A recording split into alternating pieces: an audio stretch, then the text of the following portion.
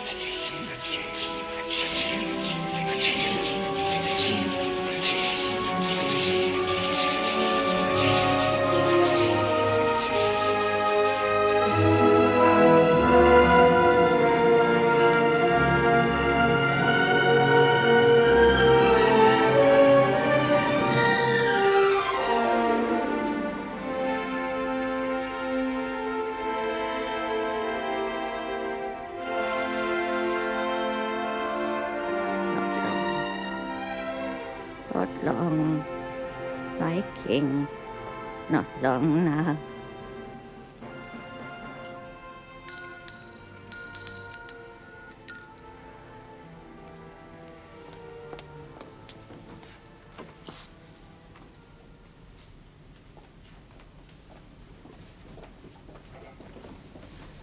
Well, now, you've had your little nap, have you? You woke me up. You rang, Mrs. Parnell. You rang your little bell. I had a dream I was with him. His people were calling for him, and then they were lowering me into the grave beside him. He turned to me and said I'd been a long time. Oh, that's horrible old talk now, ma'am. They don't bother with his grave. He gave his life for them, and then they let the weeds grow. Dandelions on the grave of their uncrowned king. Broken glass and old tobacco paper. Oh, no, my dear. No. I don't like the sound of your voice.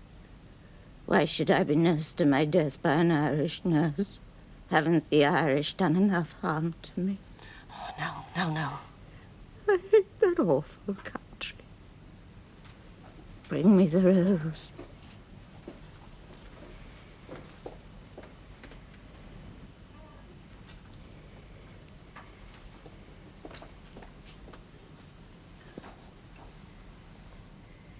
I can't remember.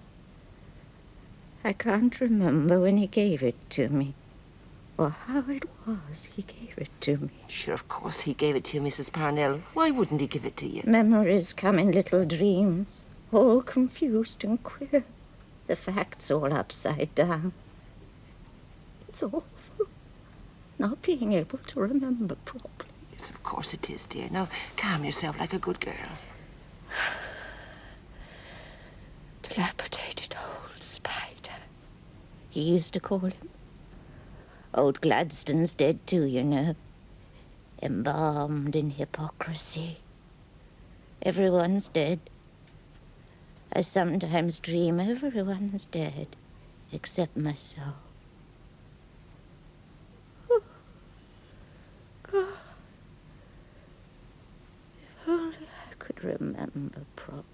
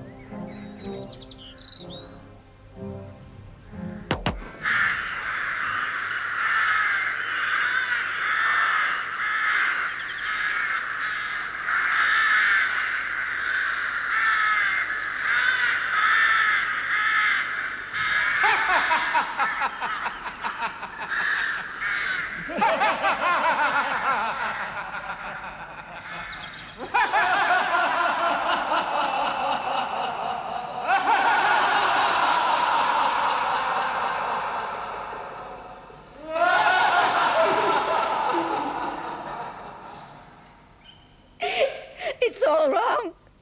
There was no duel. The duel didn't ever take place. Willie never cared. He didn't mind. Of course there wasn't any old duel, dear. My husband didn't mind. My husband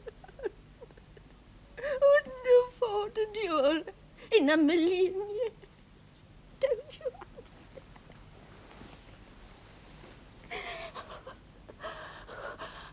He was that kind of man. We were that kind of people, both of us. We were commonplace people. We were awful commonplace people who'd fallen down in the world to the level that suited us. But there was nothing good in us. We were vultures.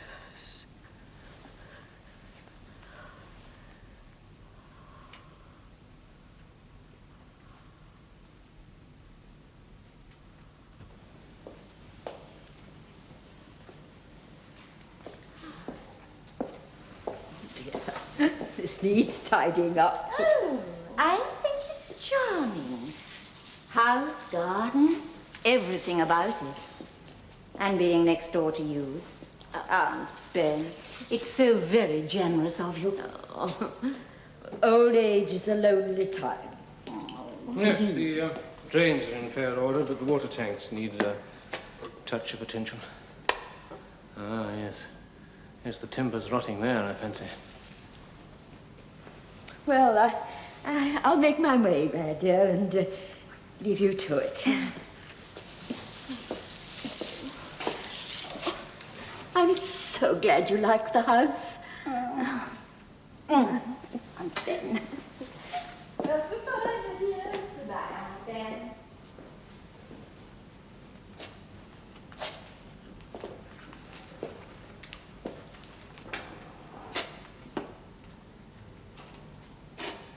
Good old Aunt Ben. Yes. Suit us down to the ground, this place will.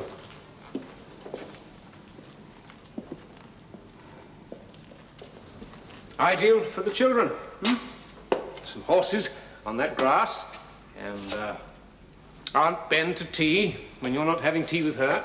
And conveniently close for being in at the death. Oh, well, God forbid, Katie. She's 83, she can't last forever. Don't you ever tell the truth, even to yourself, will you? Our whole married life has been wrapped up in waiting for that old creature's death. You're a kept man, I'm a kept woman. Aunt Ben, we've had a bit of bad luck. Aunt Ben, poor Willie's hopes haven't quite materialized. Aunt Ben, Willie wants to become a member of Parliament for County Clare. The only thing is, it'll cost him a bit to fix it. Yes, your aunt's been very generous. I've not denied that. I've never denied that. Captain O'Shea, member of Her Majesty's Parliament. And what would your proud Mr. Parnell say if he knew that one of his precious Irish party was an old woman's kept man? What Parnell thinks or doesn't think. What Parnell thinks is vital to you. You've thrown in your lot, Willie, with a man they say is little better than a madman, but your future is his. Swim on that madman's tide, Willie, or drown for the last time. Well, I mean, no one can swim on Parnell's tide. His tide's his own. He wouldn't let you. I don't like him. I don't know anyone who does. So you're going to make a mess of this, too. When she's just footed the bill for you, you intend to get on the wrong side of this power-crazed man, so that in a month or two, he'll crush you under his arrogant boot. While I, in the meanwhile, eke out an existence in a dismal house like this. What is it? What do you want me to do? Well, you must make Parnell do what you wish him to do. I'll not pander to Parnell. Perhaps I should not pander to my aunt. Well, how, Katie? How can I make him?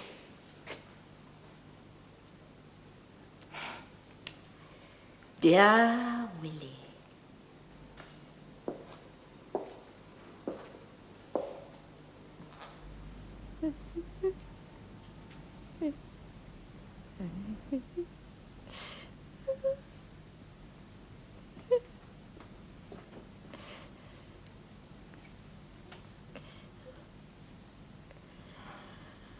I can remember. I can remember. And it's not very.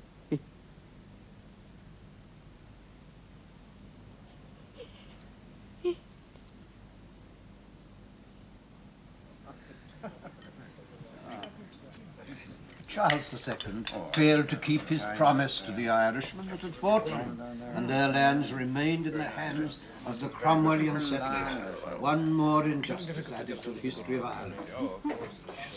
You Irish have endless memories, Mr. McCarthy. The past means too much to you. The past is irrelevant, Mrs. O'Shea. You can't tell people to go to hell and then plant alien people on their land. That's the kind of past that tends to have repercussions. Generations afterwards, even centuries afterwards. What was that? The time the O'Gorman man fell down a bog hole, he was shouting his head off for 2 days. Sure, it's only a corncrake, the old farmer said. God, what were you doing down the bog hole, they asked him when they fished him out. God, isn't it a queer old place to spend the night? There was a time in 72, I remember, when the O'Gorman man was addressing a meeting in his court. He was a very dandy. I heard your speech in the House on Friday. I thought it very fine. No. No, it was not good. And your Galway speech. I read an extremely... Mr. McCarthy or Mr. Healy would have made it better. I am no speaker, Mrs. O'Shea. Mr. Parnell, your speeches have inspired millions. Your countrymen have made you their king. A Bismarck. Even Gladstone said it. Then what are you, Mr. Parnell? I have a knack, that's all, if it's of interest. And an urge to win battles. The genius of leadership. Like Joan of Arc. Or Richard I. Like Napoleon. More like some third-rate actor who's saved from oblivion by the knack of knowing where the heart of an audience is. You can always win when you know where the heart of an audience is. You can win the worst army in the world. You're not at all like an Irishman. More English than the English, I'd have said. And yet they say you hate the English. They say a lot of things. And do you hate the English? All the English. You're flirting with me, Mrs. O'Shea. At your husband's dining table, you are openly, brazenly flirting with me. Oh, no. It's a compliment. You're a very beautiful woman, Mrs. O'Shea. I must leave you gentlemen to your port. I never drink port, as a matter of fact.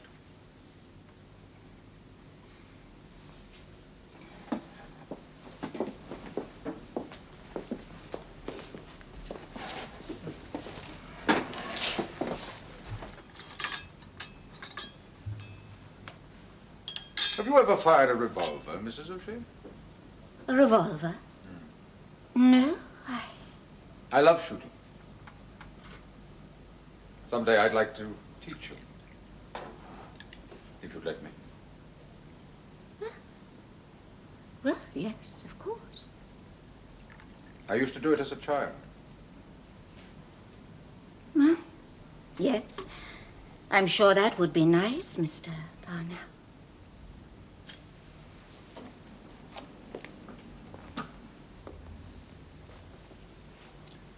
What a beautiful rose.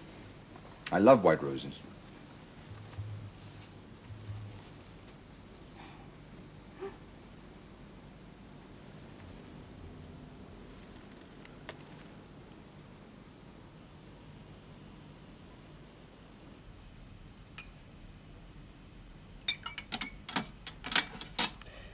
along, dear. Time for your little treat. Come on, now, dear, come on. Mrs. Parnell. Mrs. Parnell.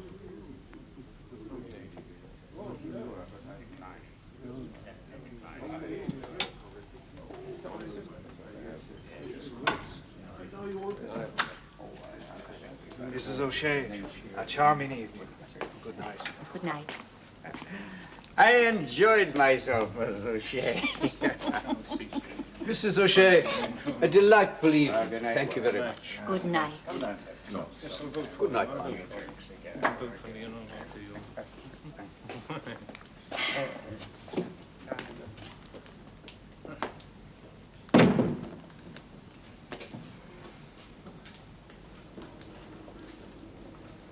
Another brandy, Charlie. No, thank you, O'Shea. No, thank you. You look tired, Mr. Parnell. Why don't you sit down? Thank you. The work's too hard, All work, no play, Charlie, is apt to make for dullness. Yes. Oh, you know, I've heard it said, you'll kill yourself. Rushing here, rushing there, Ireland, America. Up half the night in the dingy old House of Commons, Commons is right by God, what a crew they are. My dear, I'd like a glass of brandy. You know, the trouble with Charlie is he leads too solitary a life. There's always a spare room here, you know, and a square meal. Do you good, you know. Yes. You must stay at Wonish Lodge whenever it's convenient for you, Mr. Parnell. It's the least we can do for you.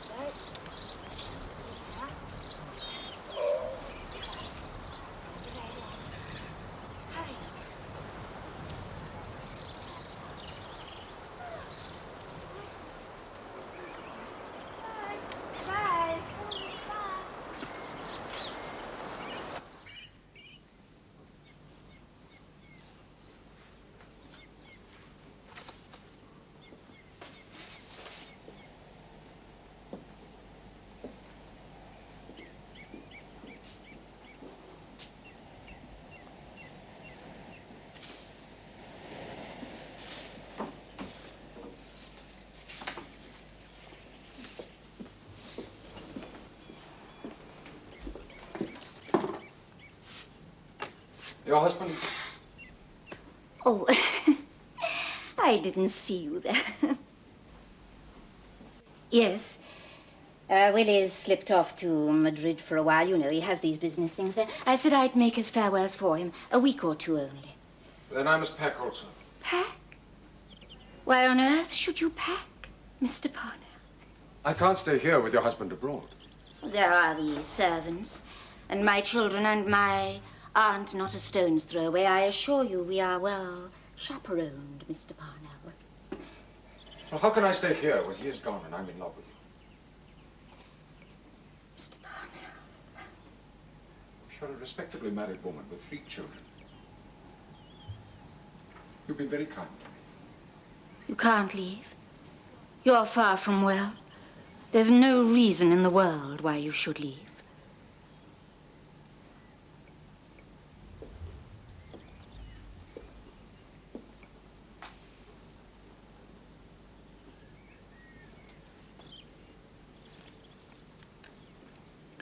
I shall keep this rose as long as I live.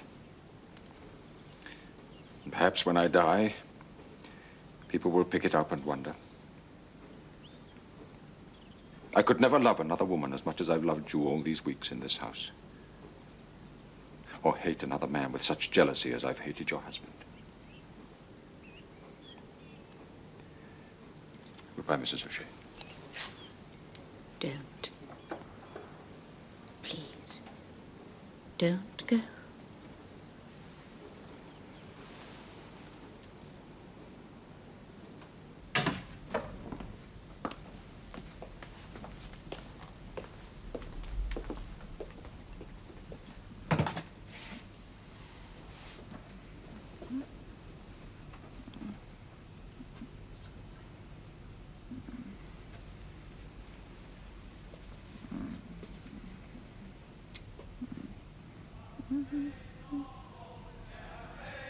No man has the right to set the boundary to the march of a nation. If they prosecute the leaders of this movement, it is not because they want to preserve the lives of one or two landlords. It is because they see that behind this movement lies a far more dangerous movement to their hold over Ireland. If they fail in upholding landlordism in Ireland, their power to misrule Ireland will go too.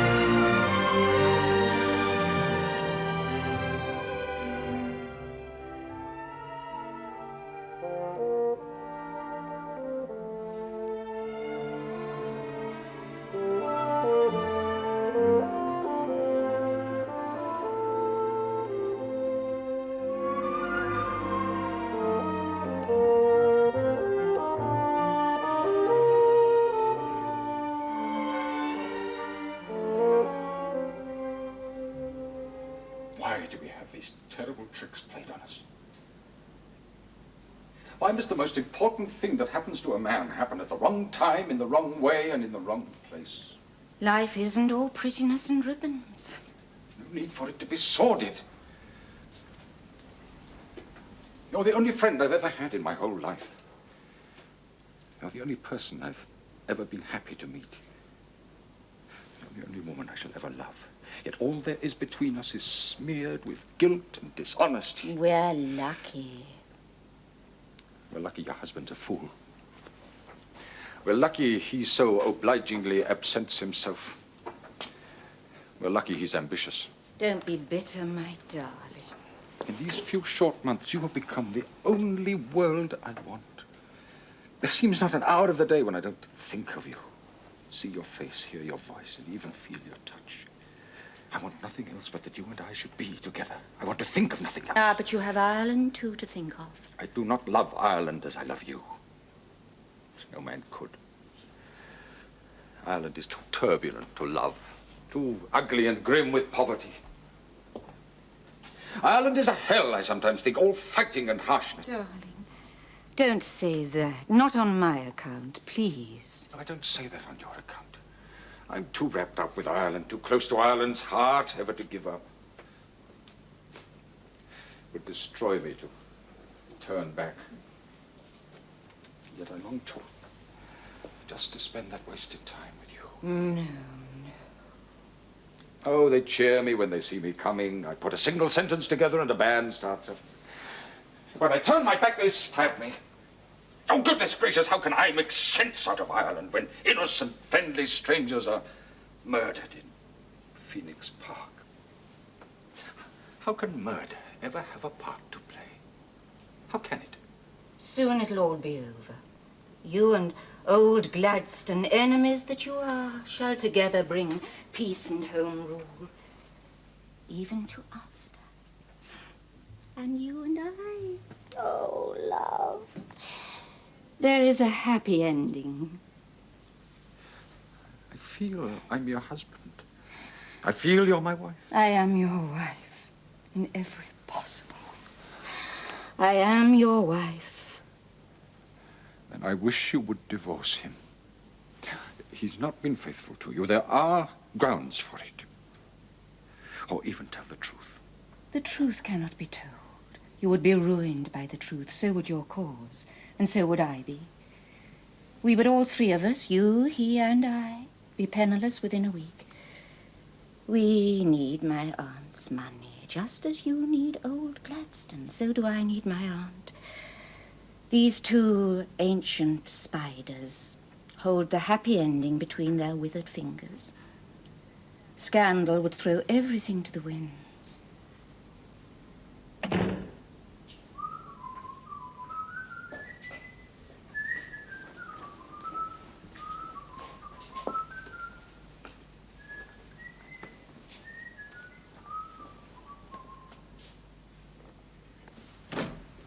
This is not the bill that we've been working on.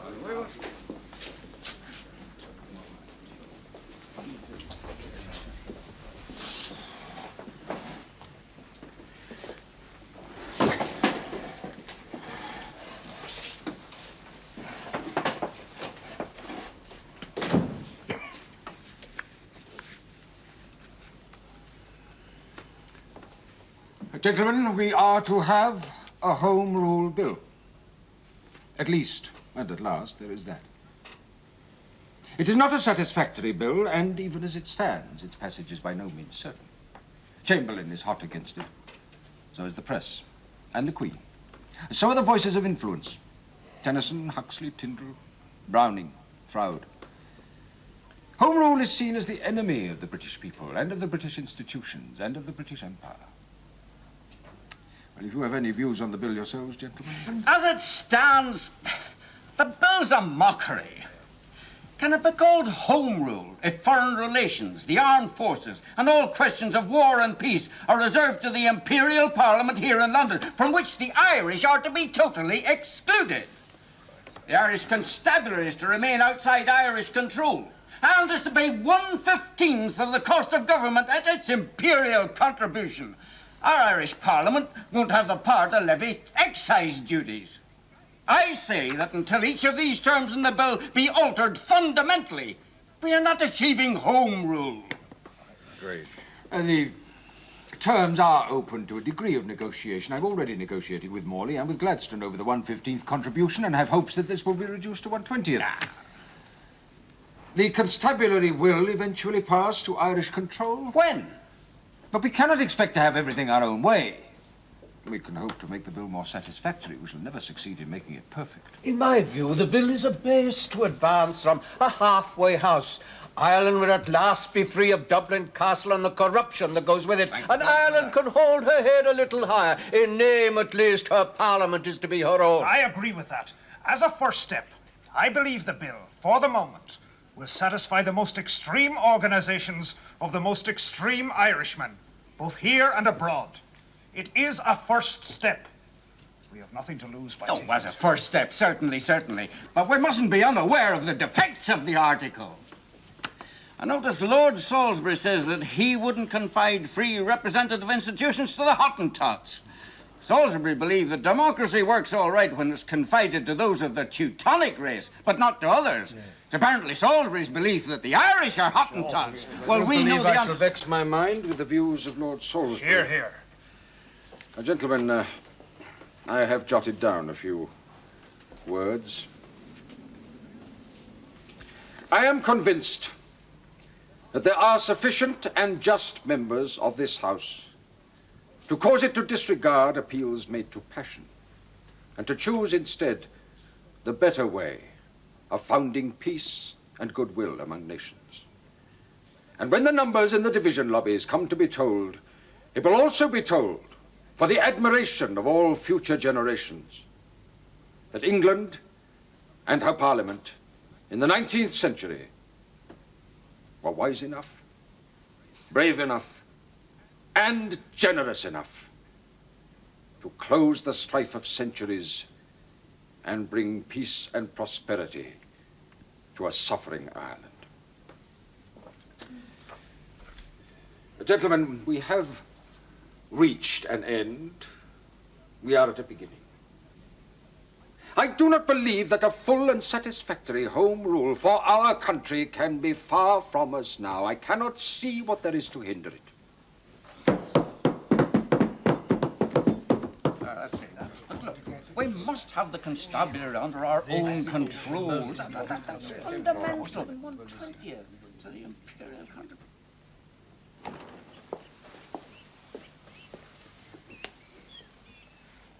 He wants you to help him.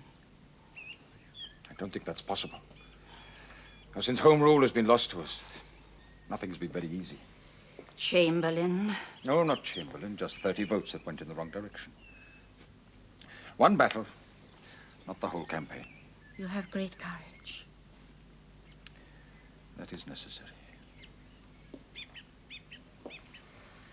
He'll not complain as long as we don't shame him, as long as he doesn't have to lose face in any public way. Can you have him nominated for the Galway seat? Things are finished for him in County Clare, you know. Galway? The party would never accept him. He thinks you could make it accept him. Oh, God. I feel ashamed. I've dragged you down to our level. I'm a tawdry woman who enticed you to this house to promote my husband's absurd ambitions. But I was made tawdry. I had no marriage. I never knew a man's love, nor gave my own. I thought you changed everything in me, but I see I'm tawdry still. You are not tawdry, Katie. That first night you came here, I looked at myself in my bedroom looking glass and thought I was a different woman. I was the woman I was meant to be. My face was beautiful. My eyes glittered with the life you'd brought to them. Love changes people, I said to myself. So it does, Katie. Bad marriages change people more.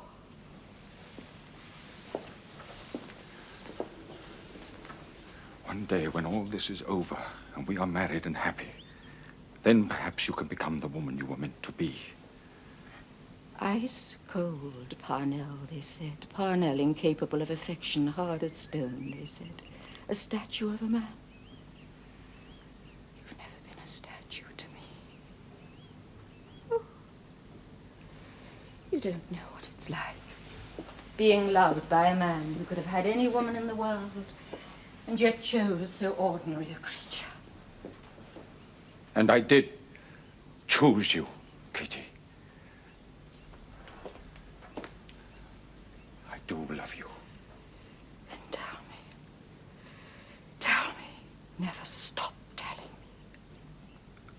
I love you, Katie. I love you. I love you. I love you. I love you. The first night you came here, I looked at myself in my bedroom looking glass and thought I was a different woman. My face was beautiful. My eyes glittered. Love changes people, I said to myself. I love you, Katie. I love you. I love you.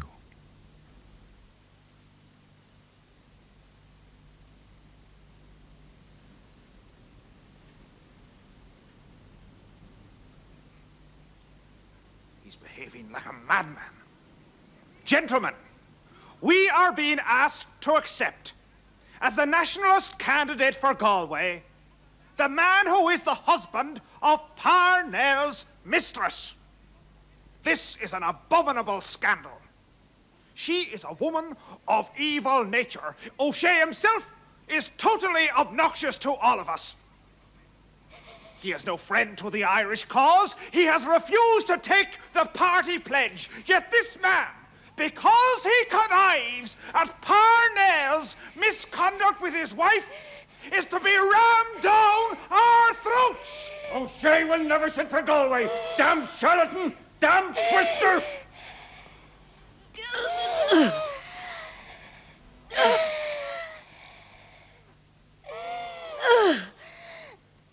I hold an Irish Parliament in the hollow of my hand. The man who strikes at this hand strikes at the hopes of an Irish nation. Captain O'Shea is our candidate for Galway.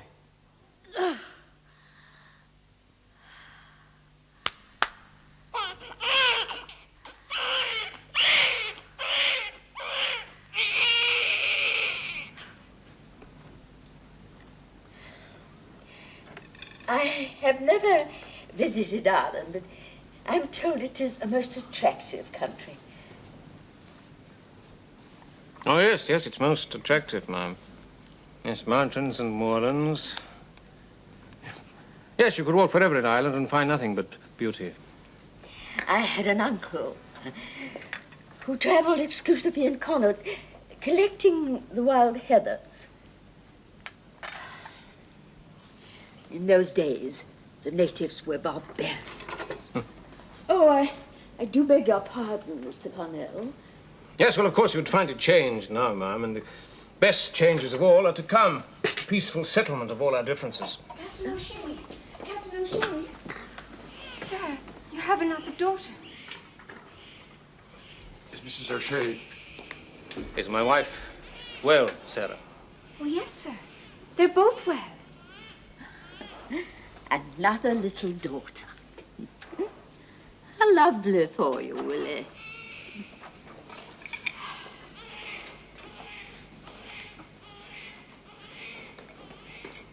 But should you not go to Catherine, Willie?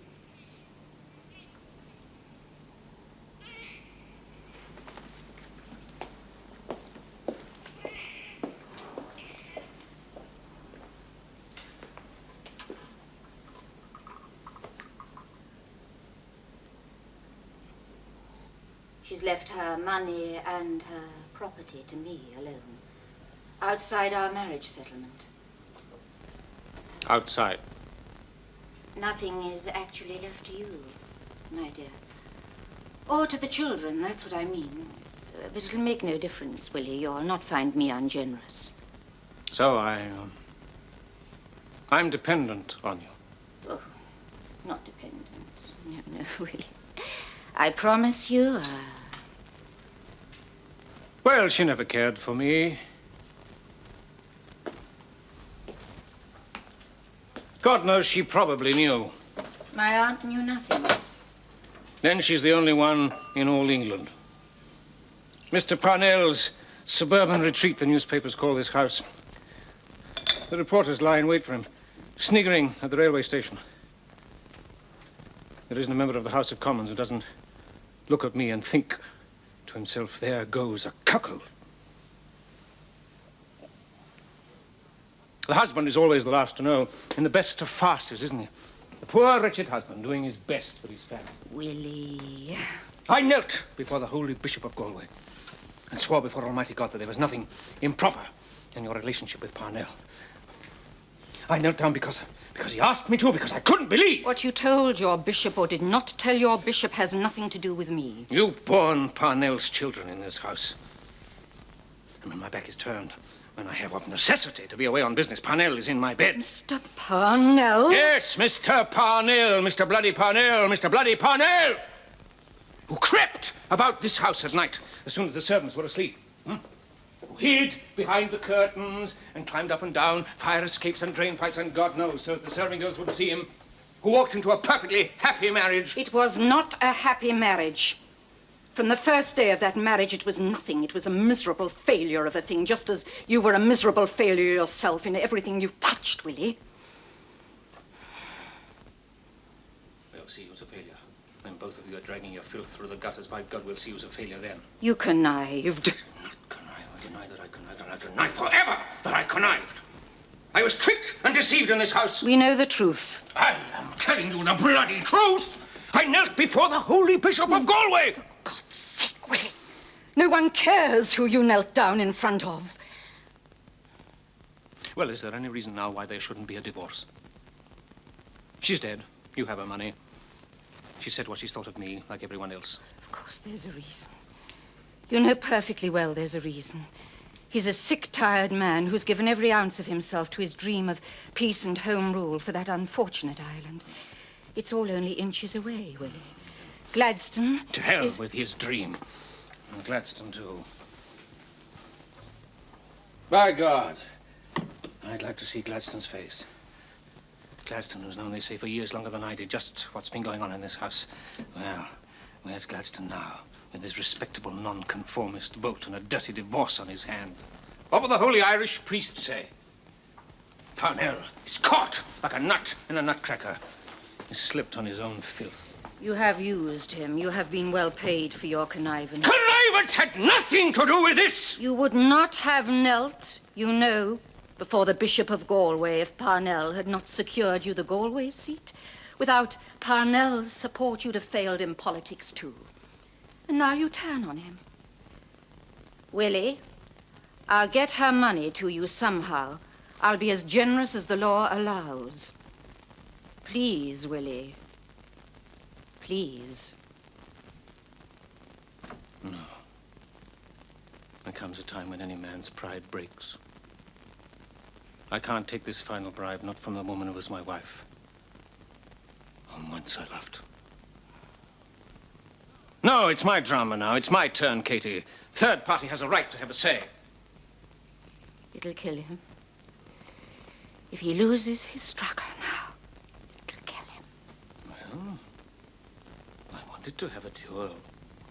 You talked me out of it, you remember? Oh, nothing was wrong, you said. He was just helping us on our way. Don't listen to tittle-tattle, you said. Of course, there will be tittle-tattle. Serpents, tittle-tattle. Willie, I plead with you. I beg you.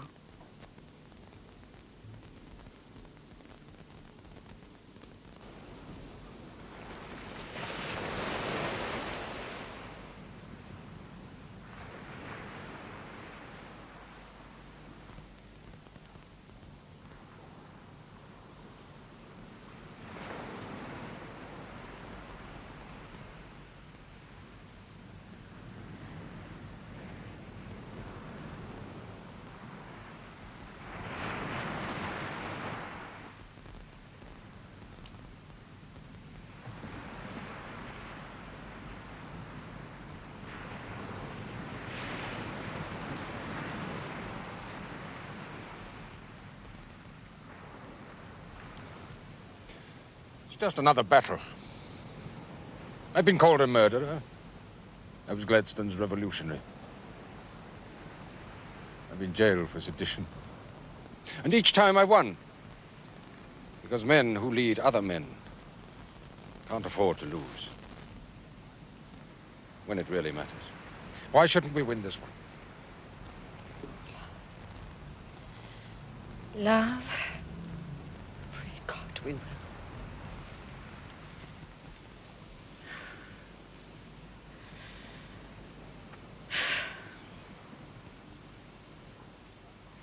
It must be made clear that I have no alternative but to resign from the leadership of the Liberal Party unless Parnell now retires from his own leadership.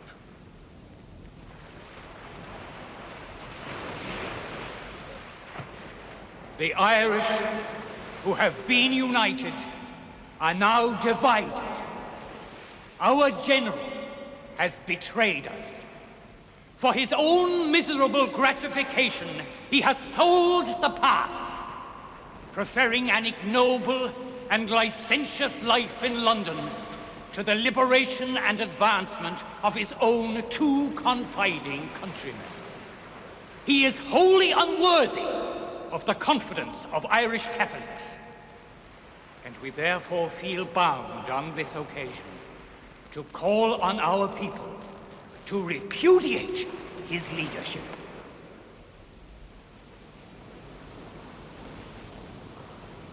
If the Irish retain Parnell as their leader, they brand themselves as an obscene race, utterly unfit for anything except a military despotism. If the Irish retain Parnell as their leader, the Liberals face certain defeat in the next elections, and English and Welsh and Scottish nonconformists of every colour who have been so solidly on the side of home rule for the Irish must turn away in disgust. If Parnell remains, the hopes of the Liberal Party are doomed. So too are the hopes of home rule for Ireland.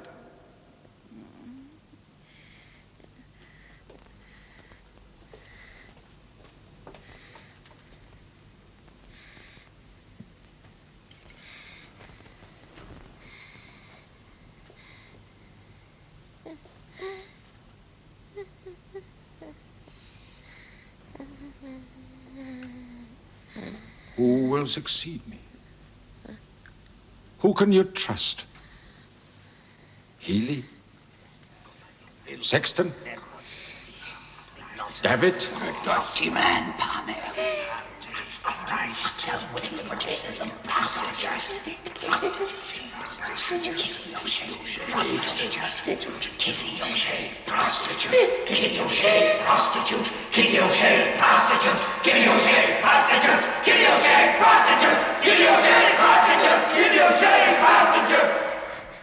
Catherine O'Shea, Catherine O'Shea, do you take this man? Do you take this man? Do you take this man? Do you take this man?